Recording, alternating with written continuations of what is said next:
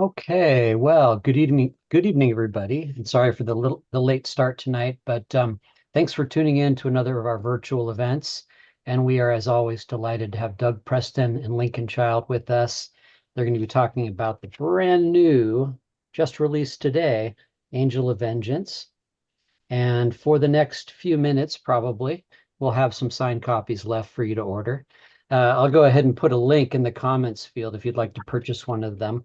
And they come with, as they've been doing for the last, I don't know, 6 or 7 books, I think, really, these very cool trading cards. Has it been that many books, guys, or has it been maybe 4 or 5 books? It's been several.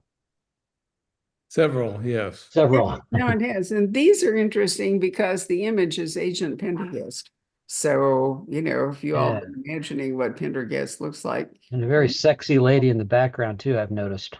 yes, So, which Yeah, is, there's a bit of an Actually, overrating on that one. I don't mean to correct you, but those are both pictures of his brother. oh, they're Uh, Diogenes? yes, and there's two different disguises. Well, thank you, because when I got them, they said that they were Pendergast, but it's the different Pendergast. Yes, well, they were half ah, right. Yeah.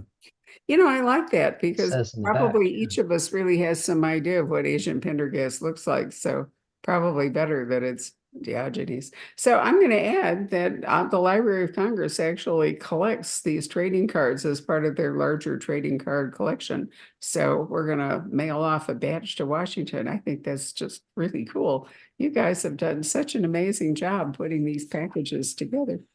So, Patrick, thank you. You're putting a link in Yeah. the Yeah. comments. Below. And as always, everybody watching, if you have questions for Doug and Link, just go ahead and type them in, and Barbara will bring me on in towards the end of the hour. I'd be happy to ask any questions. So, with that, into the darkness I go.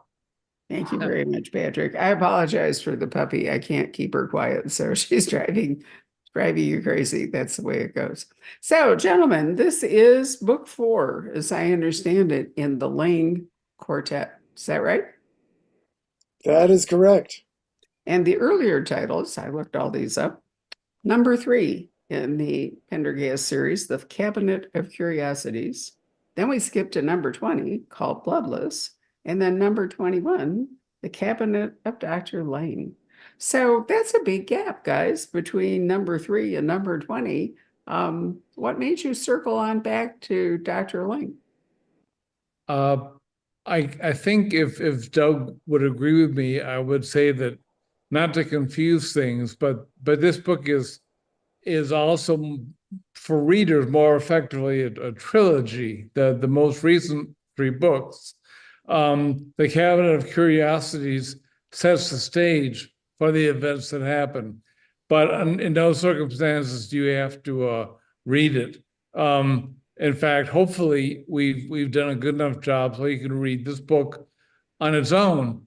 But to answer your question, we introduced Enoch Leng, Pendergast's ancestor, in Cabinet of Curiosities, and not to spoil anything, but he's been lurking around in one way or another, so to speak, ever since. And Constance, who is Pendergast's ward, has a unavenged vendetta against him that spans a century. And she sees a chance in this last couple of books to get her revenge, which throws everything into a cocktat and makes a huge mess and a lot of violence, a lot of action. But by the end of this book, we promise that all that Leng problem and all that is caused is resolved. And we thank our readers for the 2 cliffhangers leading up to this. Doug, your comments? Well, Leng is really one of our most wonderful creations. He is the wonderfully complex, evil, and interesting man, and we couldn't leave him alone. But as Link said, this whole trilogy or quartet is a revenge trilogy, and nobody is better at revenge than Constance Greene. I mean, she's terrifying. She's a complete psycho. If someone has wronged her, she is going to take revenge in the most terrible, the most awful ways. And not to have any spoilers, but these novels are about her revenge against Dr. Leng, who murdered her sister in pursuit of the Arcanum to lengthen his life.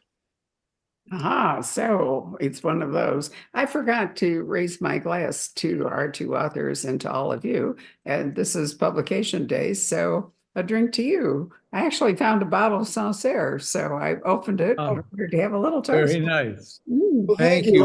I'm afraid I don't have a glass to raise because I'm in my very boring office where I definitely do not keep liquor. Unlike Hemingway and other famous authors, I have a dry office. I see. Well, my office All I have close is to green you. tea, so it's technically dry too. Got it. So, and tell us what the Arcanum is before we start talking about how this story progresses back and forth in time. What's the Arcanum?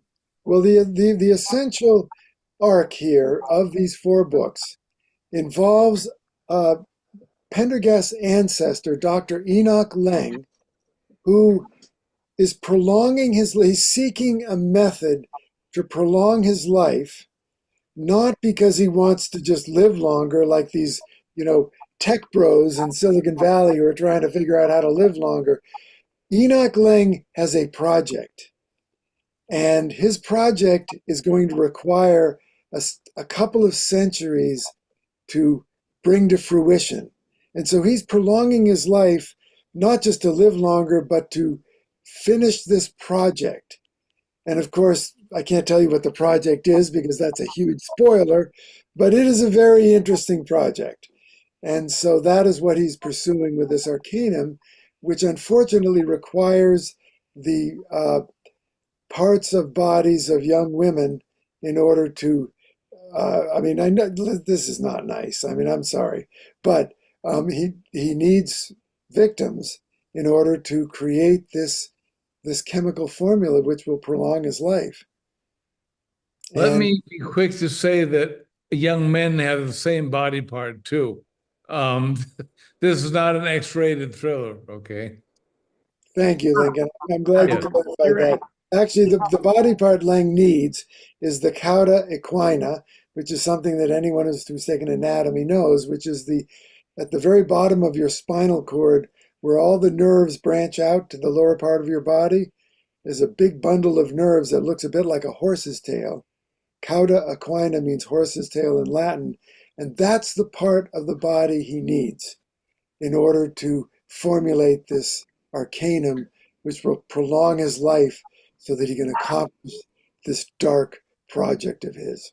Historically, oftentimes people who are looking for some sort of device for longevity have required either human blood or, it's amazing. I don't know if you've read any of the articles that have been featured in some of the major newspapers about things that the tech bros and all are doing to prolong their lives, but fortunately they're not actually cannibalistic, so to speak. Some of them are living in oxygen saturated chambers, and some of them are using electromagnetism and, special diets, tons of supplements, all these other things to try to prolong life. But to me, the wrinkle, I'm approaching the last years of my life, is what shape are you in? What good will it do me to be 100 if I can't see and I can't hear and I can't walk? So it's got to be more than just living a long time. It has to be, remaining in some physical state where you could enjoy being a centenarian. Well, I couldn't agree more. What do you think, Link? Or do you want to live to be 100? How old do you want to be when you die? This is probably not a PC point of view, but I would rather live a whole and happy life, whether that include a McDonald's meal now and then, or a couple of scotches here and there, than live to be 90 or 100, but my last 10 years be just a fog of what Barbara was saying, I know, so I think it's the quality of life, not the length of the yes. life, that really is the determinant. And, that's made up, no matter how you look at it, in the end, a lot of it comes down not just to lifestyle, but genes. We are what we inherit to a great degree. And That's the funny thing, and I'm not saying McDonald's or Scotch is going to do anything, but you never know. no, you don't. Meantime, I'm going to drink my Sancerre, I regardless mean, of whether it's good for wasn't you. Steve Jobs on various diets during his lifetime? He did, yeah. He was on various diets and all juice and all the rest of it. But I just have to express my very offensive opinion that these tech bros extending their lives is just another example of their monumental egos. And it's offensive. It's disgusting. They're spending hundreds of thousands, if not millions of dollars to extend their lives only because they think they are so important.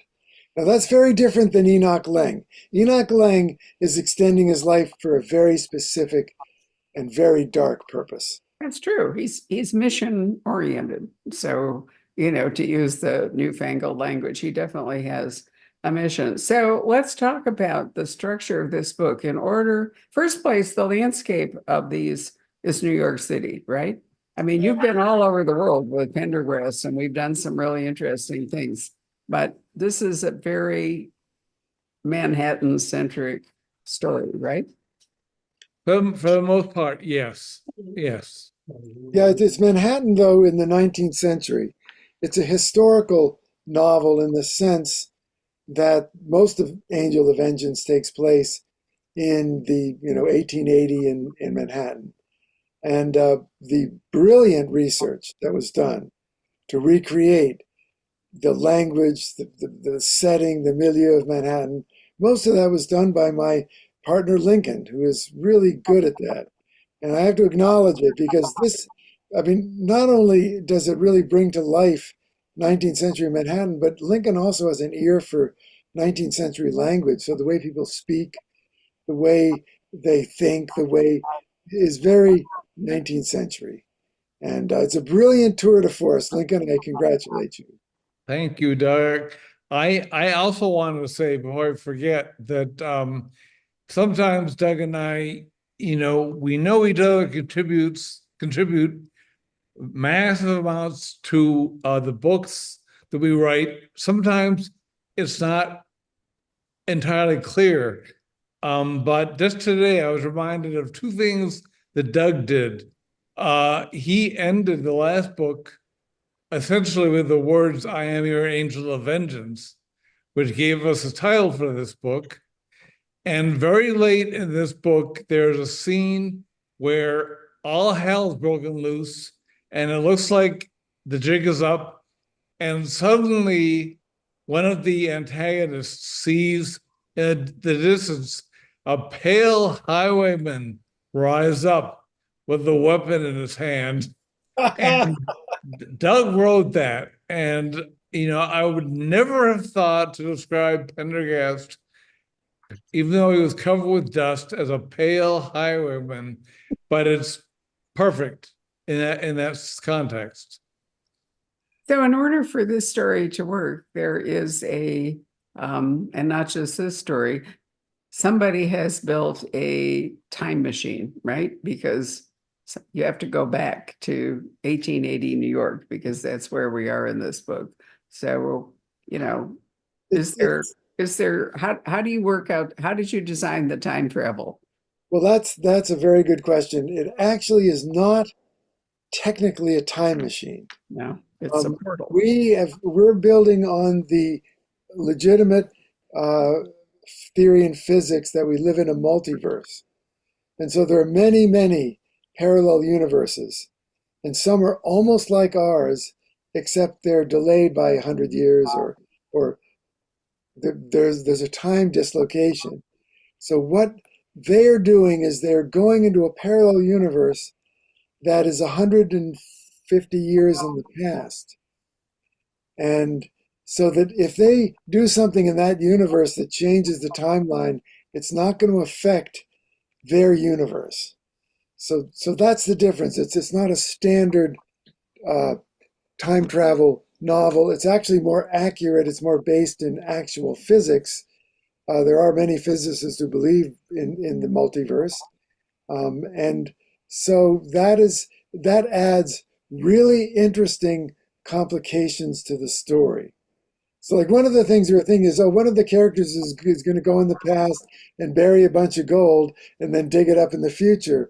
It doesn't work. You bury the gold in the past, but it's in another universe. And you go back to your universe in the future and you try to dig up the gold, you're not going to find it because it's not there. It's in a parallel universe. So basically, this is a portal rather than a time machine, right? It's a way Yes. of If you crossing can over. imagine, if you can imagine when our universe starts spinning, and this parallel one starts spinning 150 years later, everything is the same, but they're just behind us. So in effect, when Constance, wreaks her vengeance, she's not wreaking it in our universe. That's not possible. But by doing this, we avoid all those time travel paradoxes, the grandfather paradox, all the other ones that physicists talk about, because there's no cross-pollination, so to speak. Right. So I don't want to do any spoilers, but there's a very satisfying last chapter to this book. And Yes. and I'd like to think that you could actually have accomplished that. But one of the ethical questions that generally arises in time travel where you're in the same universe is that you can't disturb anything, you can't alter history or whatever in the past because, it will impact the present. It's that kind of butterfly wing thing. But you can do an interesting thing here because if you're in a different universe, or not. I mean, I think I really enjoyed it. I was hoping it would be true, but of course it isn't. Well, we love that ending. I mean, I think that's absolutely brilliant, if I do say so myself. And I believe that the idea was Lincoln's. Was it yours, Lincoln, to do that ending? Yeah, But in large part it was. so The what happens is that Diogenes, who goes back in, he's the angel of vengeance. Right. In fact, on page 24, I marked all that where he lit another match, Diogenes did. I am come, he said, applying the match to the fresh cigarette as your angel of vengeance. That's a great line. It is good, and he finds this parallel universe 150 years in the past to be a most agreeable place. And at the end of the novel, you mentioned that last chapter, he has a brilliant idea. Of course, I can't tell anyone what it is, but it is so brilliant about his position in this new world, something he can do to make it better. Let So me say, if I may, that Diogenes, when he first gets back, starts behaving in his typical way.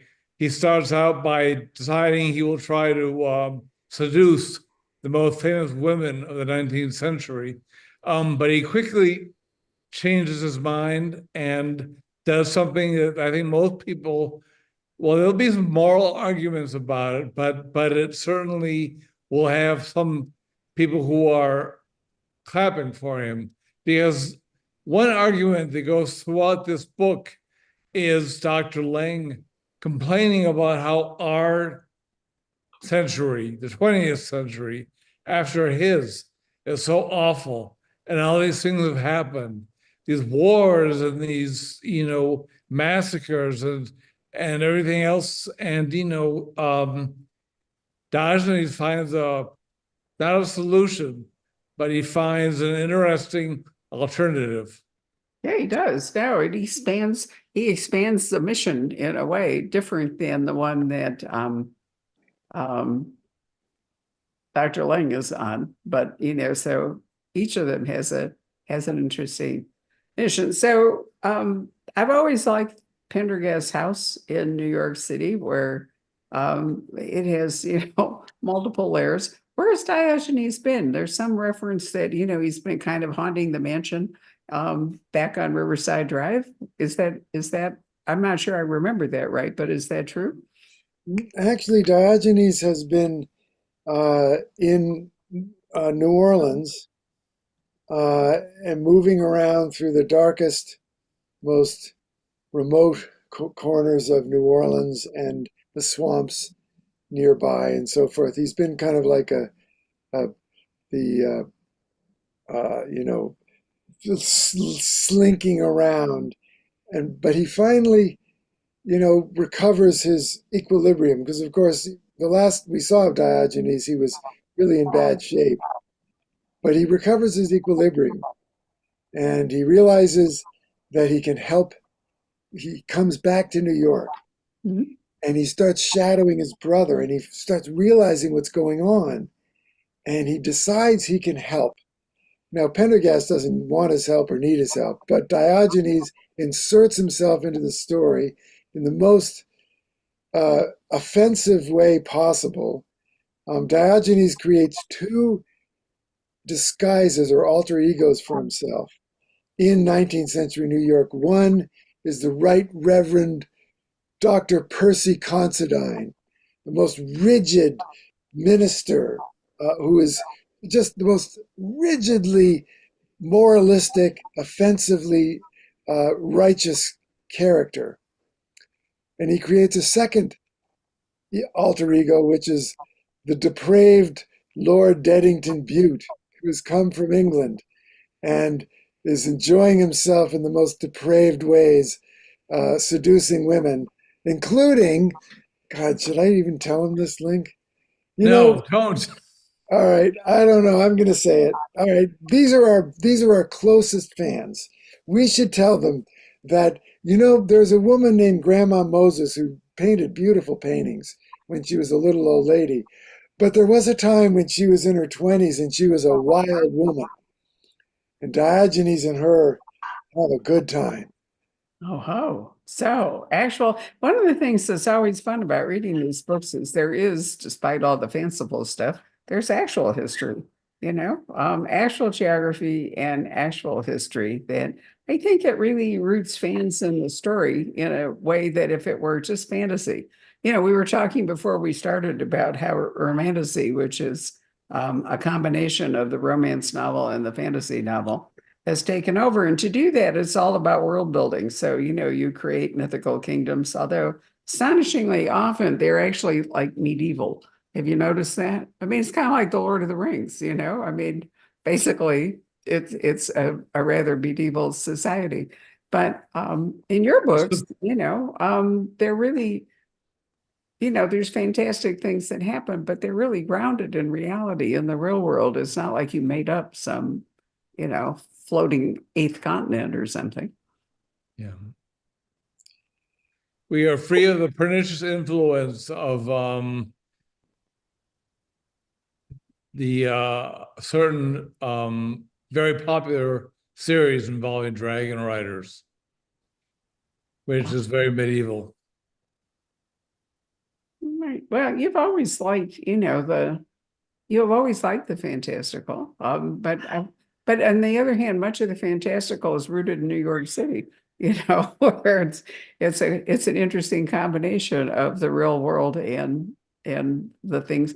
Fortunately, in a city like New York, there are layers underground. It's kind of like London, where the rivers are still flowing under Fleet Street and whatever it is, because the city is an accretion of centuries of building on top of stuff. And so is New York. What it turned out, we had originally planned to keep it in New York because we'd written various, scenes in earlier books set in the Five Points and other slums of the 19th century.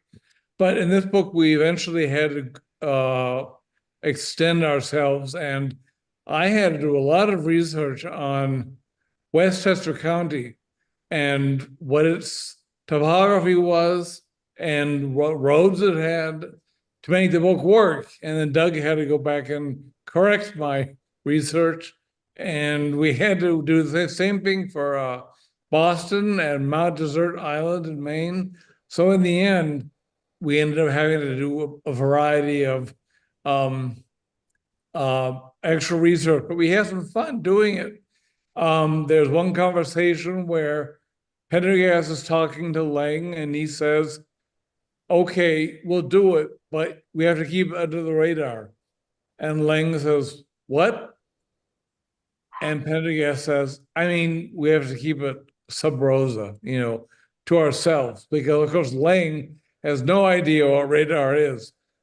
So we had to go back and make sure that we had no extra pocket watches or iPhones or things like that in the story. But the interesting thing is that Leng is fascinated with the 20th century. Of course, this is 1880, so the 20th century hasn't occurred, but he wants to find out what the 20th century is all about. And so he manages to kidnap, I don't want to spoil too much of this, but he manages to kidnap someone from the 20th century or 21st century and brutally question them about everything that happened in the 20th century. And Leng, who is such an evil man, is horrified at the 20th century. He can't believe what a grotesque, what a violent, what a horrific century it is. The two world wars, the genocides, just everything. And it only confirms in his mind the righteousness of his dark project. Well, it's certainly true that killing achieved a scale that was not possible before. If you look back at European history, the 30 Years' War, for example, incredible numbers of people died at that time, but nothing compared to more people died at the Battle of the Bulge, than died probably in the whole 30 Years' War. So, I mean, there are a lot more people too. And, the population is much larger. So the scale of death would be larger anyway. And the technology of killing in the 20th century reached an apex of it was just so. But it was kind of interesting, the philosophical, as we were writing those chapters. I remember Lincoln and I labored over them, where Leng is aghast at what he hears about the 20th century. And we started listing. Leng starts listing in his own mind the things that happened in the 20th century that he can hardly believe. And I was thinking, gosh, this really is quite a terrible century. What an awful century this was. I mean, it really gives you a dark feeling about what human beings are capable of. And that dark feeling really pervades the book and is part of the theme of the book and part of the motive for what Leng is doing with his project. But those same questions and the darkness that seemed to pervade the 20th century is also what caused us to write the epilogue that we did. Right. Which it may be a Band-Aid on a amputation, but it still felt good to write it. Because we felt pretty down after the scene where Leng is interrogating Pendergast about Pendergast's own century, and then he goes on to ask him about the 21st century, which we didn't talk about because who knows where that's headed. But we don't want to paint too dark a picture of this because there's plenty of light that shines through the vaporous mists of the story. So we've talked about a few characters, but there are more in play here. So tell us about Vincent d'Agosto, because he has a role in this book. Well, he does. He's kind of like the common man, transported against his will, really, from the 21st century to the 19th century. And he doesn't really fit. He's not Pendergast. Pendergast is a chameleon. He can fit, he can slide into any century, but D'Agosto can't. And so D'Augusta ends up on Mount Desert Island in Maine. I won't go into the details of why, but which is in the wintertime, which to him is absolute hell on earth in the 19th century. So, and in a gigantic mansion of that because Mount Desert had these huge mansions built in the 19th century. That's freezing cold, unheated, and it's got a ghost in it, maybe. And so we had a lot of fun with D'Augusta trying to adjust his New York City cop mentality to a giant haunted mansion in the middle of winter on an island off the coast of Maine.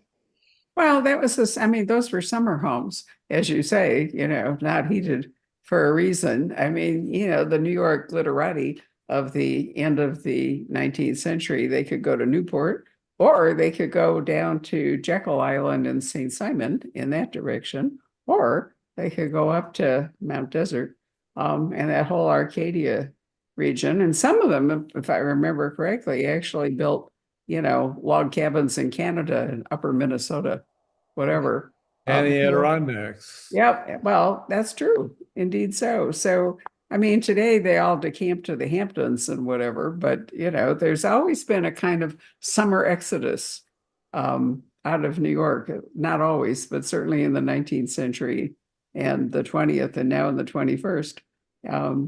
People, moving out in the summer. But yeah, it'd be horrible to be up there on Mount Desert, with no heat and no people and probably little access to food, whatever. So Doug, you live in Maine in the summertime. How close are you to all that? Is this something that you are personally familiar with? Well, I have lived in Maine year round, and I've been to Mount Desert Island in the wintertime. And it's, Maine in the wintertime is a beautiful place, but it is definitely not for everyone or most people. I mean, it is cold, it is dark, windswept, but it's certainly not for D'Augusta. He is not a Mainer, that's for sure. He doesn't like Maine in the summer even. So he's a New Yorker. So what of Constance? What can you tell us about Constance? I mean, this began, as you say, because she's on a revenge-driven. What is it? Fill us in, because those events don't happen in this book. What is it that Constance is, out to get Dr. Leng for? Doug likes to say that I have the hots for Constance, and in a very intellectual way, that's probably true. And so I wanted to make sure she played a large role in this story, because we've been playing around for so long with her backstory and how she happened to live so long and what's going on with her. And so she didn't want Pendergast to follow her. And there's been this long sort of dance between Pendergast and her. Are they going to get together? Are they going to separate for good? And will she ever find, satisfaction? Will the demons ever be put to rest? And she forces the issue in this book, basically this book and the prior book, Cabinet of Dr. Leng. And by the end of the book, I think it's safe to say that in a very real way, she has put those demons to rest. And any questions about her relationship with Pendergast will not be addressed in any future books. Uh-huh. Right, Doug? I don't know, Link. You never know what the future might bring. That's true. Well, I She mean, will certainly be there, as his amanuensis, his sidekick, but I don't think we have a Nick and Nora Charles in our immediate future. Well, if I remember right, many books back in one of your other, maybe it was a trilogy, I can't quite remember, but Pendergast was married, right? And he was searching for, or gosh, that has been a while back. It was Helen. Mhm. New Orleans, if I remember right. Isn't that it? Yes, Yeah. Helen Pendergast. Right. So I mean, he's already had a whole quest after his wife, and you finally resolved that. You like to do these story arcs within the overall structure of the Pendergast novels, right? I mean, sometimes they're trilogies, sometimes they're maybe just two, but you like having a larger story arc that the books fit into. We do. We think big. We often come up with really big ideas for a story, and then we end up, running it over 2 or 3 books. And in this case, almost 4 books. Mhm. And our readers sometimes get upset. They said, "Oh, you left us hanging. You're just trying to sell more books." But that isn't the case at all. The reality is that we really love a big story, war and peace kind of story. And you just can't tell that kind of story in one book. And so we've done 2 and 3 books. In the And old days, we referred to it as our metaverse because then we would have individual characters like Bill Smithback appearing out of nowhere in some other book and just to amuse ourselves. But eventually, the cast of characters around Pendergast himself grew and perpetuated themselves.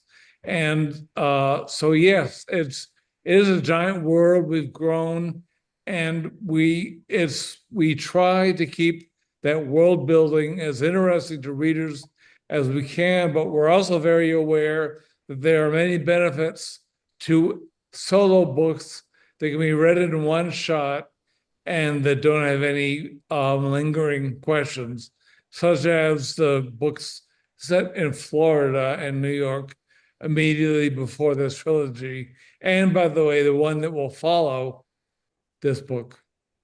Aha. So we already know, well, you don't want to tell us, but there definitely is a book to follow this book. Well, Doug, you want to tell Barbara what the premise is?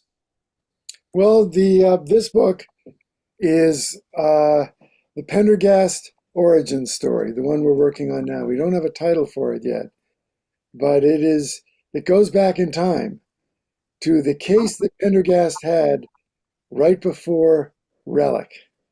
Oh, I love that. It's interesting to me that people who write really long series, you have to pick a place to start when you write a series, right? I mean, you have to like conceive of your characters and put them in a place and all.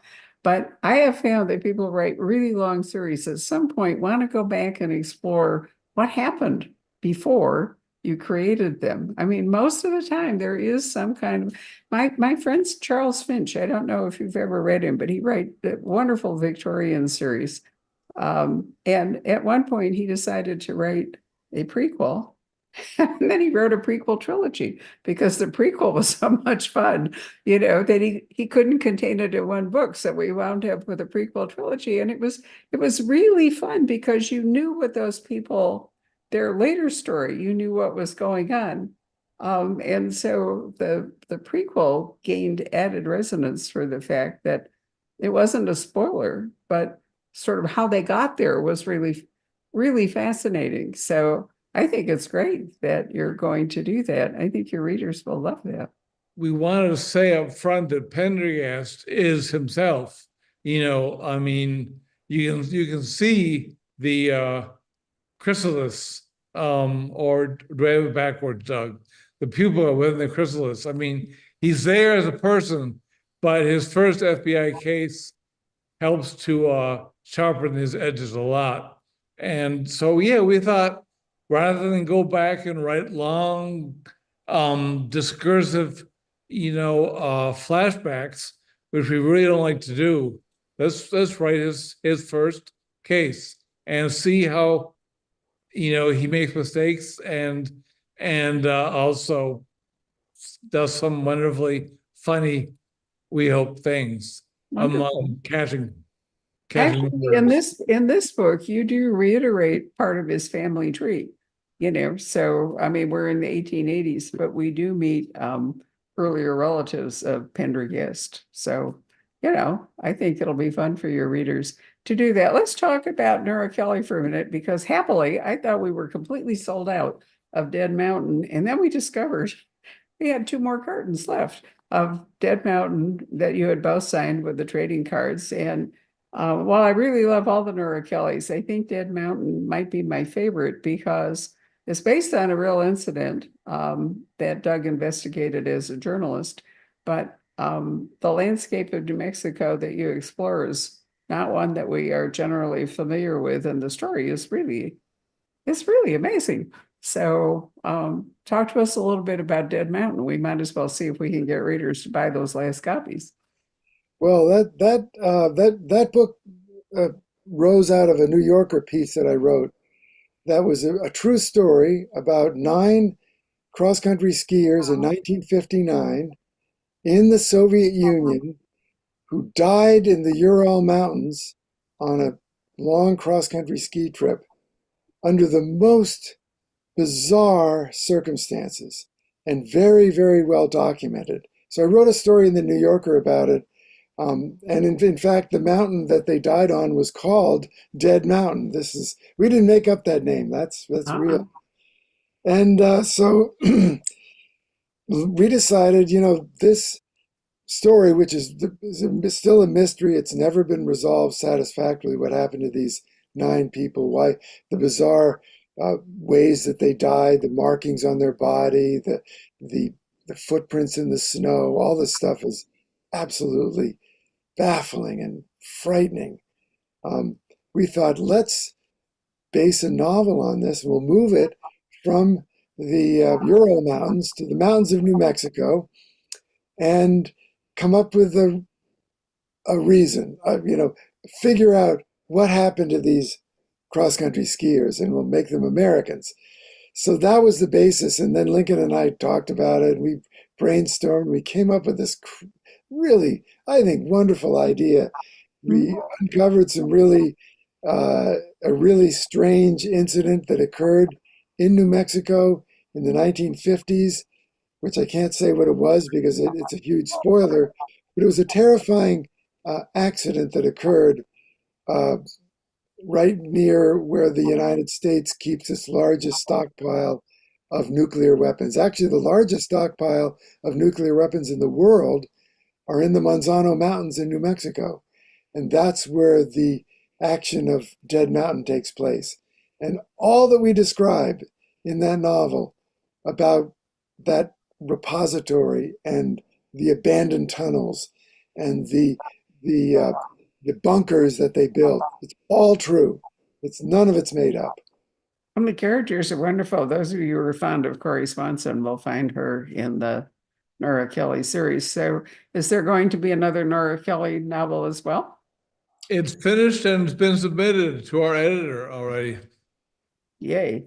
Well, I mean, I think, you know, it's wonderful to have more than one Preston Child book a year. So I'm delighted to hear that. It's amazing that you guys are continuing to be so incredibly productive, proving that in fact they don't need the Arcanum. they just need to keep writing, which I love. So there will be a book in early June. I just don't know which book it is. Which book do you think it will be? Early June of 2025.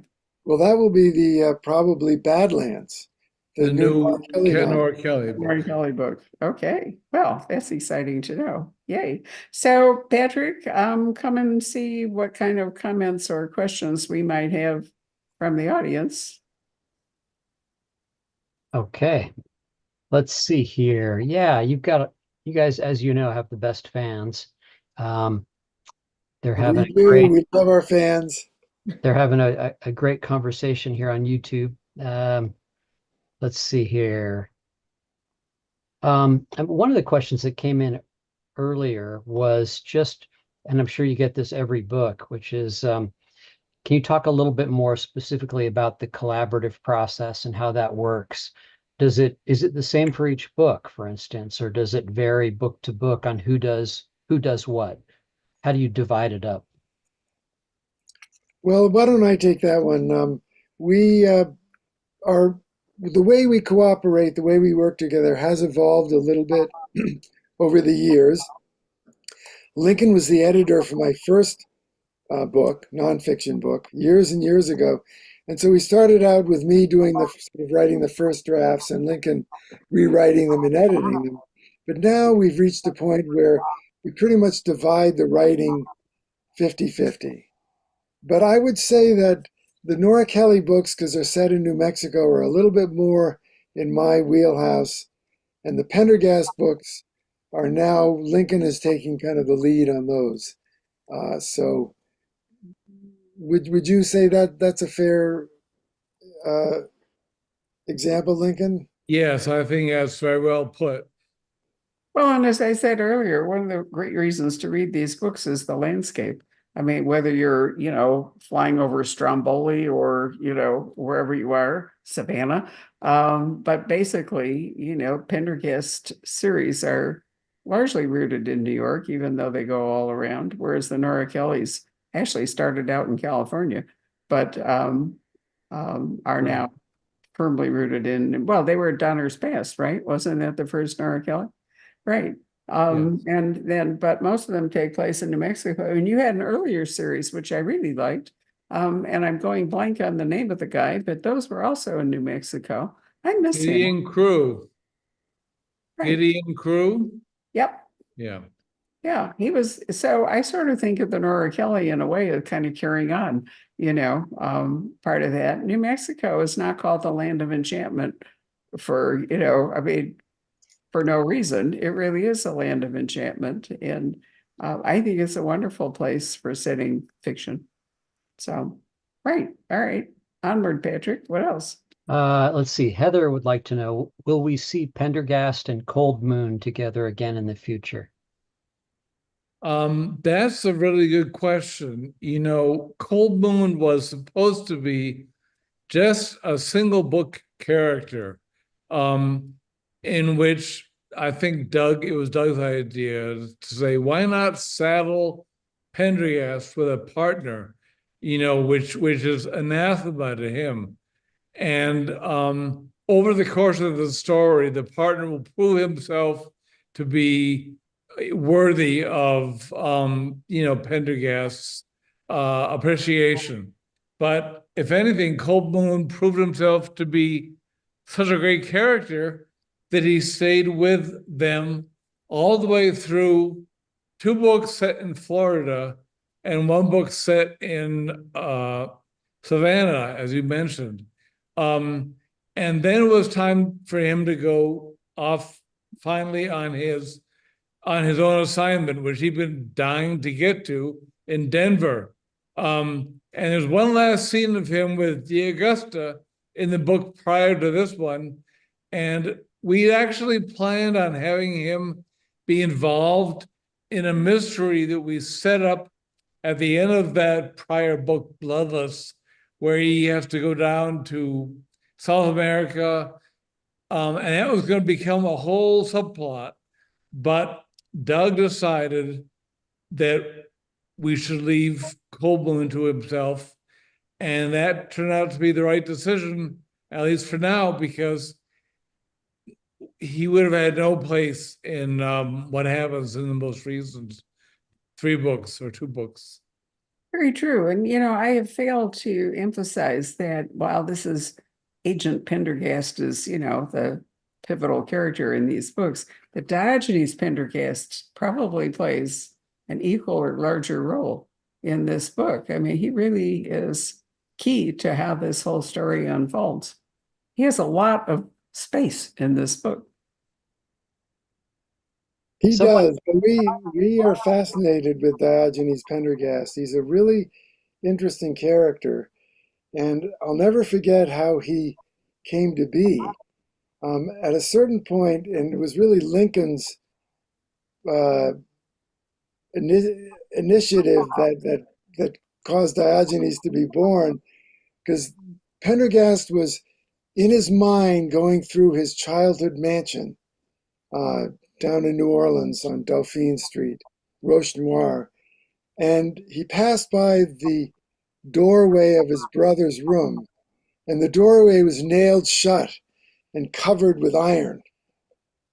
And Lincoln wrote that, and I said, Lincoln, what does that mean? Why is the doorway nailed shut and sealed forever? And Lincoln said, well, I don't know. But something happened between Pendergast and his brother that caused his memory to seal that door forever. And that's when we thought, Pendergast has a brother, and maybe he's not such a nice brother, is he? And that's We sort of often where Diogenes came from. we like to tweak our readers in a friendly way with hints, red herrings. Sometimes they go places, oftentimes they don't. In that case, I just thought of, wow, in his mind, he sealed up his brother's room. Why? And, never thought about it again until the time came when we needed Diogenes in one of our books. So it's really organic the way these books develop, things enter into the stories and then sprout, which I think is a great way of putting it. Patrick, any more? Yeah. Can you guys talk a little bit about maybe some of the literary influences that have inspired you in creating these books? I mean, I'm assuming Conan Doyle's in there probably somewhere, maybe a touch of Edgar Allan Poe. Who are some of your models when you conceived of these characters? Well, my one of the 19th century English novelists were very influential to me. I mean, Wilkie Collins, for sure, is a large influence. His book, The Woman in White, The Moonstone, which is one of the earliest detective novels, was a huge influence. And then I think Lincoln was influenced by, well, Lincoln, you tell everyone about your influences. I think as far as the 19th century goes, Doug and I share similar influences, and perhaps in the 20th century too. Doug and I both like the early 20th century English thriller writers like Erskine Childers and Geoffrey Household. And as for more modern writers, I think we found that Michael Crichton showed us how to combine science with a thrilling story, and Thomas Harris and Dennis Lehane more recently showed us how to write really, really good prose and keep you turning the pages despite how horrified you might become. Thomas Harris in particular for that, with his Hannibal Lecter, first two Hannibal Lecter books. I can really see, I always think of Wilkie Collins when I read the Pendergast books, because really in the second half of the 19th century, there was a whole thing about what were called novels of sensation. In other words, they weren't necessarily rationality driven like Sherlock Holmes, but they were very emotionally driven. But they also, The Woman in White, really addressed, a terrible thing, which is that unwanted women or women in the way or whatever, were easily locked up. They were put away in sanitary, bedlam sorts of institutions, and they were practically powerless. And so there was the Brontes played into this, all the rest of it. There was a lot of emotion in those books. And I feel like that is a characteristic of your books, that novel of sensation idea. Well, it's We interesting. also try to, I'm sorry, Doug, go ahead. Well, I was just going to say Wilkie Collins was a feminist. I mean, his books, and it wasn't just The Woman in White, really attacked the way women were disenfranchised and not allowed to own property. Their husbands controlled their property and so forth. That was a major theme of his book. But what interested me about him was that his female characters were so rich and so good. I mean, his female characters are better than his male characters. He really understood women. I mean, they're wonderful characters.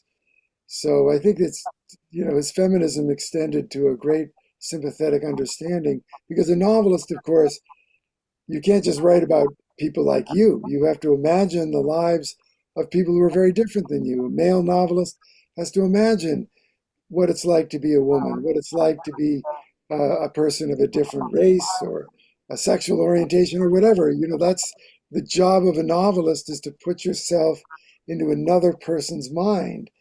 And Wilkie Collins was able to do that with women in a way that most 19th century novelists could not, who were Well, men. certainly Sherlock Holmes had very little time for women. So, if you TikTok over to the more rational of the crime fiction people, that's true. I mean, Edgar Allan Poe, he certainly had lots of emotion and lots of, if not actually Wildly ahead of supernatural. his time. Yeah, I Yes. mean, I mean, it's a great tradition, I think, in English. And, the detective novel and the thriller are really more or less an English language form, although today I'm delighted to say that it's really global. In fact, August is Women in or maybe it was July, I can't remember. It was Women in Translation Month. I mean, to the point where they're actually celebrating women writers around the world translated into languages so that various language groups can read their stories. I think, that's an incredible move forward, compared to, as you're discussing, Wilkie Collins. Wow. Let me try to jump in real quick because we got a lot of questions, and I know we're Great. getting short on time. Well, no, we're not short on time. Nobody's going anywhere. Okay. Was Count Fosco, was that Wilkie Collins? Yes. Yeah, I thought so. Okay. Woman in white. Yeah. Donna makes a really interesting point. She says, I have a love-hate relationship with artwork based on characters. It can ruin the way a character looks in my mind. She says, but the Pendergast artwork has actually been pretty good. I hope for more. Um, and several other people are kind of weighing in about not disapproving of the drawings, but just how these illustrations, some of them, well, everybody in there has an idea of these characters in their own mind. And somebody somebody mentions, I picture Pendergast as Keanu Reeves. Isn't that interesting? Well, right. A shout out here to Andrew Duncan of Grand Central. Andrew has been the person who has created the images and the trading cards, working with Doug and Lincoln. And he's really been a joy to work with, hasn't he?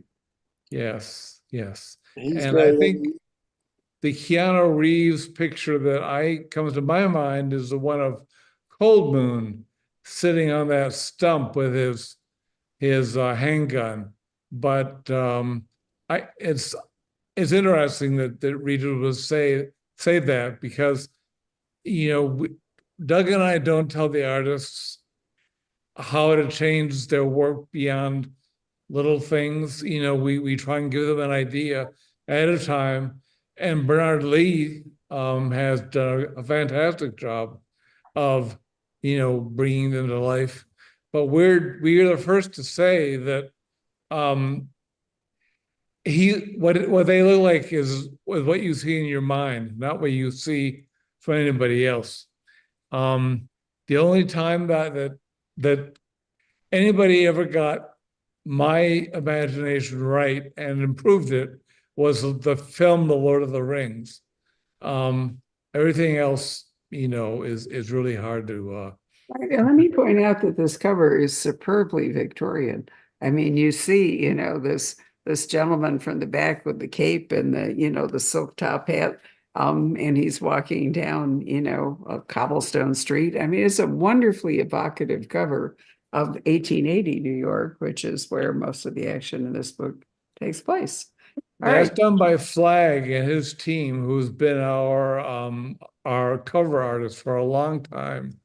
And the moment I saw that cover, I said to our editor, please, please don't change that at all.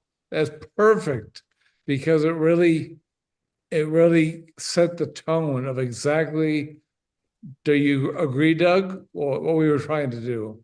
No, I totally agree. We've been really fortunate in our publishers, the covers that our publisher has created for us. I mean, Bloodless was a fabulous cover. That image of the angel, in the tombstone, holding up its sword, and then they've all been really brilliant covers. We're very They are, and fortunate. they're actually more beautiful than this is a paper cover, so it doesn't have the gloss. The actual finished cover is even more dramatic.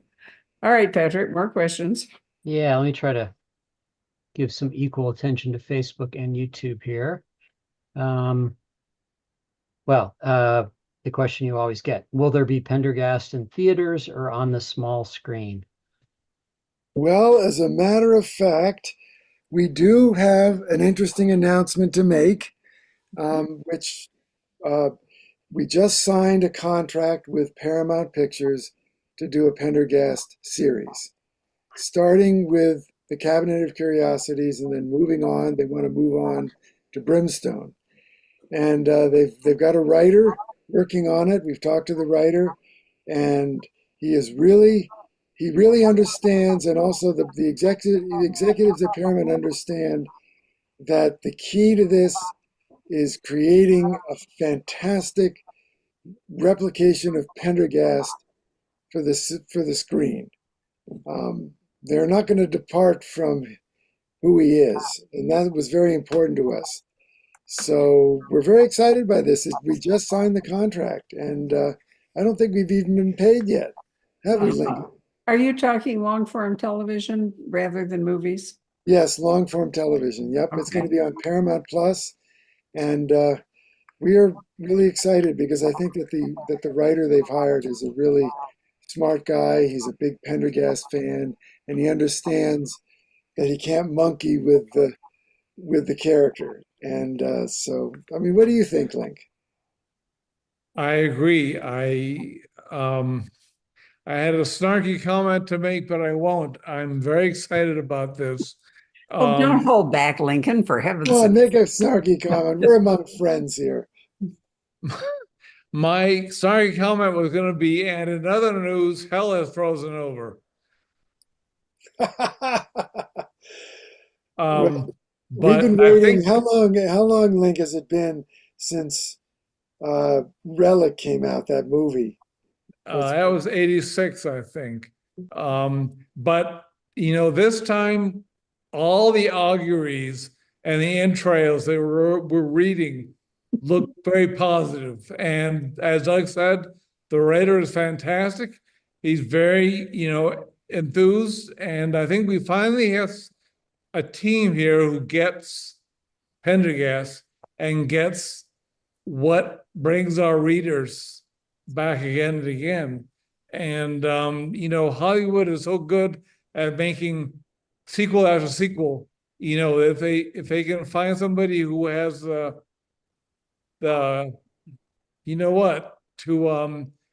to make something original, Right. then they'll have something else to chip sequels off of for another 15 years.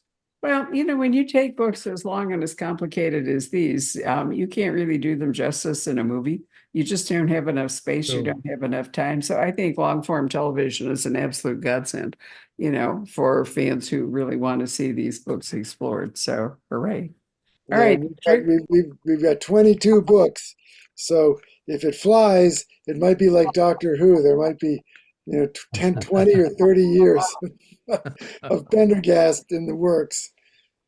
You're getting a lot of people are excited. I must say that Donna has the best comments here, which is I'm both excited and terrified by that announcement.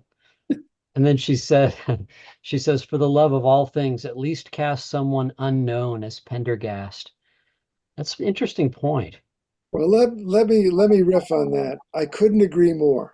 Yep. I don't know of any actor out there who in any way comes close to my vision of Pendergast. Right. And I mean, like for example, with the Benjamin Franklin series, when they cast Michael Douglas, all I could see was Michael Douglas. Yeah. We want a Pendergast who is completely original, that no one has ever seen before, and is absolutely authentic. Well, look how well that's worked for Outlander. Diana will be happy to tell you, how hard they worked to find both Sam Hewn and Katrina. Exactly. Neither of That's a whom, very good was example. a familiar character. And so they become, Jamie and Claire in a way that another actor would not. So you're right, Doug. Yeah. I She also says, repeat after me, gentlemen. Pedro Pascal is great, but he is not Pendergast. Well, Doug and Lincoln don't Fantastic. actually, they get to approve casting, but they don't actually, it's really I up to don't know them who on that how is. this. Hmm? I don't either, I don't know actually. who that is. Nor Uh, I. So I promise. Well, Okay. so they won't cast him, whoever he Right. is. We will veto it based on your suggestion. Thank you. Excellent. All right. Carry on, P. Yeah, okay. Let's see. This is a good one. Laura Dennison, she says, were you approached about finishing Michael Crichton's Eruption?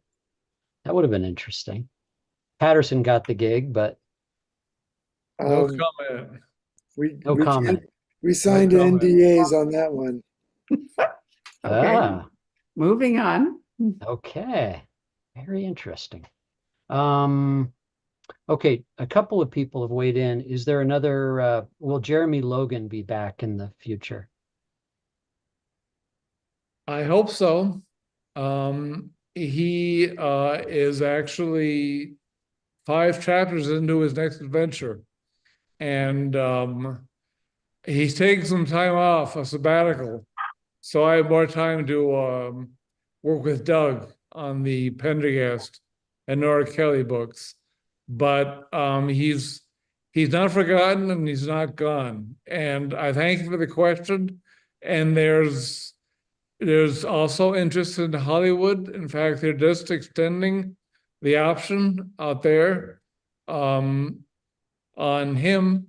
So perhaps you'll see both Aloysius and Jeremy on the big screen. That Or is on the big wonderful. screen. For those of you who don't know, Lincoln has this wonderful character as an enigmologist, and we're all crazy about those books. And I thought you were taking a sabbatical, which is why I haven't brought him up tonight. And also, Doug, to be in his own, has written a book that came out in April called Extinction, which personally I think is better than a Michael Crichton collaboration. Absolutely brilliant book. Yeah, It's interesting that the two of them, I mean, they work so well together, but they're also brilliant separately with different books. well, thank How you. about Gideon? We have a number of Gideon fans.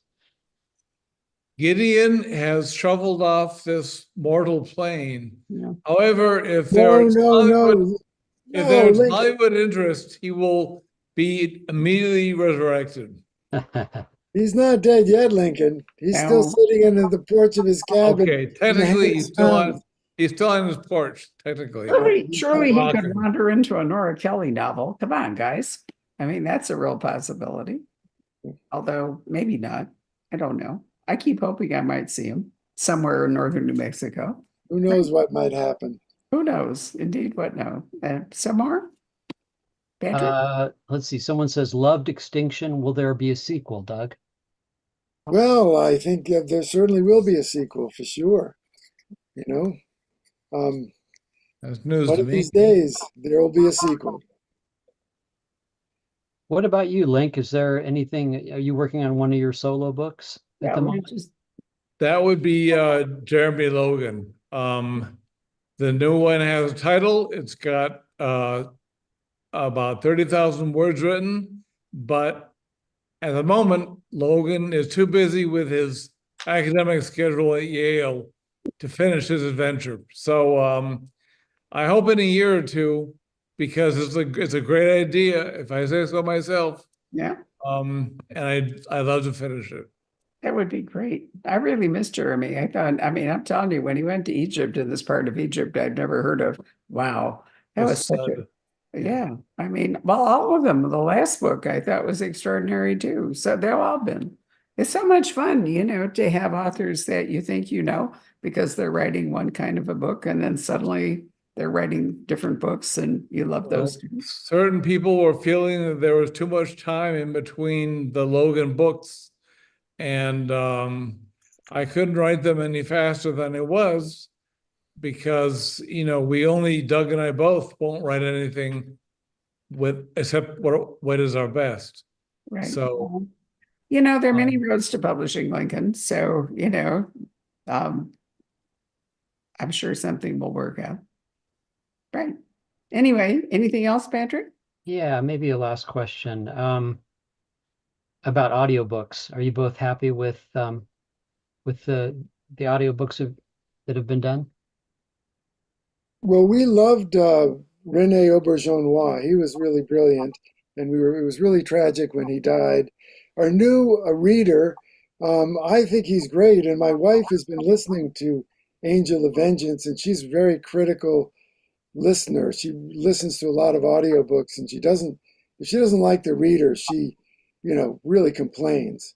And she loves the reader now. And I've listened to his reading as well, and I think he's very good. Link, have you heard our reader, your Angel of Vengeance?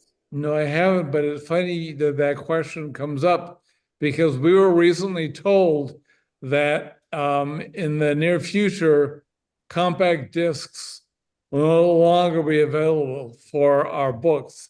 They'll only be streaming or downloadable.